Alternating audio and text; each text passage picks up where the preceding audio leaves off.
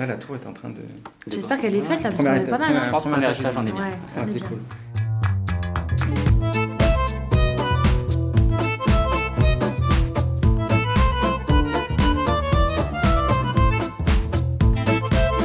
Bah, c'est clairement la somme des deux qui se mélangent, qui se croisent, parce que le film n'est que ça en fait.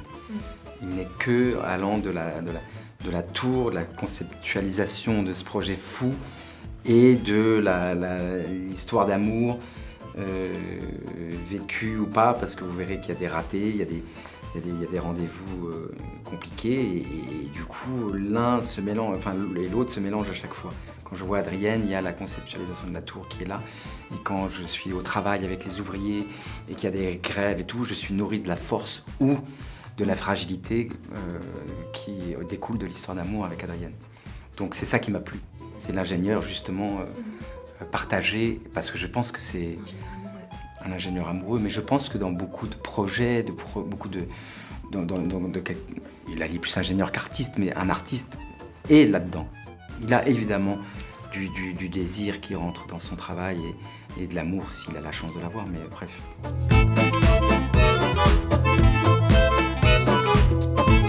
Une femme pleine de caractère et de confiance et de curiosité, qui en avance de son temps un peu et qui a beaucoup de force et qui va venir nourrir la créativité, entre autres, de Gustave Eiffel et qui va vivre une grande histoire d'amour avec lui.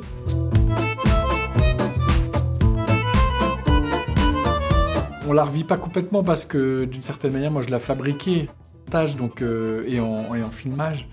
Donc d'une certaine manière, je ne suis pas beaucoup spectateur, mais on a la sensation malgré tout, c'est la magie du plateau et du cinéma, de faire un retour en arrière très fort, de raconter une histoire par définition qui s'est passée à 130 ans, ça c'est magnifique, encore plus aujourd'hui en temps de pandémie, où notre quotidien est quand même pas mal bouleversé par ces masques et par cette nouvelle manière de vivre les uns avec les autres, qu'il y a quelque chose d'assez salvateur et très agréable à se réfugier dans l'époque, ce monde sans Covid.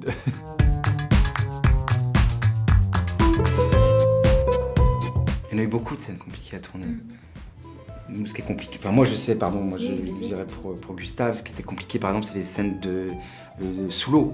Oui. Quand je dois sauver Adrienne qui est à plonger sous l'eau, là évidemment on tourne ça plus tard dans une piscine à Bruxelles, la caméra sous l'eau. Oui, bon, c'est des choses qu'on n'a pas l'habitude de tourner, qui sont géniales à faire, mais qui sont un exercice. Donc c'est éprouvant, il faut travailler l'apnée, donc ça c'est des scènes compliquées. C'est excitant, mais c'est vrai que ça fait peur. Et puis l'idée d'avoir, moi j'étais à 4-5 mètres sous l'eau et je respire avec un masque, je vois rien, on m'enlève le masque et on dit action et je dois jouer la panique.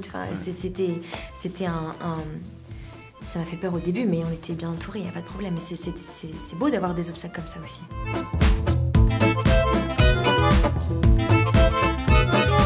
La fierté, c'est pas quelque chose qui me vient facilement, parce que on peut toujours faire un peu mieux. Fier, je sais pas, mais en tout cas que je ne me lasse pas de regarder. Donc ça veut peut-être dire aussi que je l'aime bien et que je la revendique vraiment de manière très forte. Il y a effectivement cette scène de la jonction des 4 piliers que je trouve assez forte et que je me lasse pas de voir. Il y a différentes scènes aussi, sans révéler tout ce qui s'y passe, dans la calèche où ils sont tous les trois, qui est une scène qui a été difficile à tourner et que j'aime beaucoup aussi parce que je trouve qu'il se passe en jeu d'acteur quelque chose d'assez électrique qui fonctionne très bien. Puis c'est une scène qu'on a eu du mal à monter aussi. Donc à l'arrivée, je trouve qu'elle fonctionne bien et ça me plaît.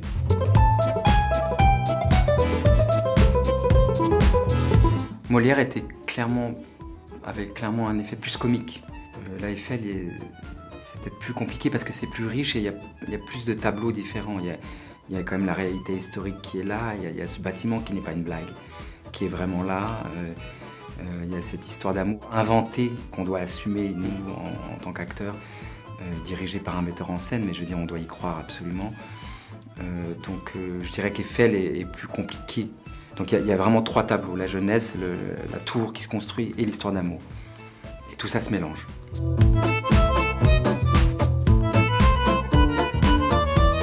Le corset, non merci. Mais bon, c'est inévitable, c'est inévitable dans ce film.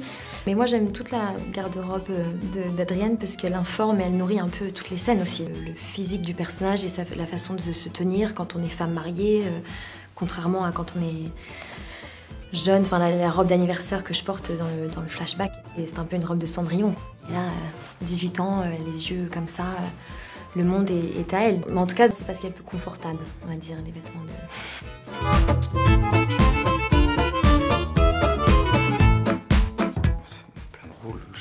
J'ai du mal à préciser une femme politique.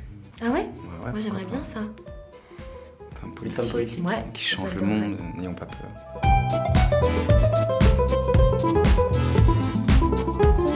Bah plein, Romain c'est un caméléon, il peut tout faire, hein, donc moi j'ai hâte de voir ce qu'il fait après. Que ce soit... je sais pas. Réalisateur ?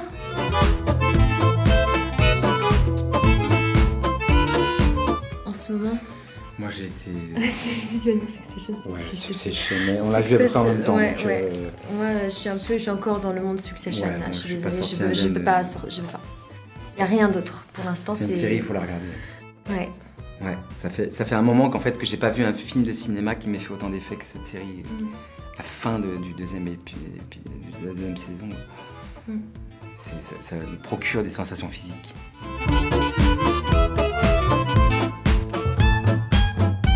Ce que je peux dire de manière très sincère et ce à quoi je crois beaucoup, c'est que c'est clairement un film qui va pouvoir proposer aux gens de retourner au cinéma.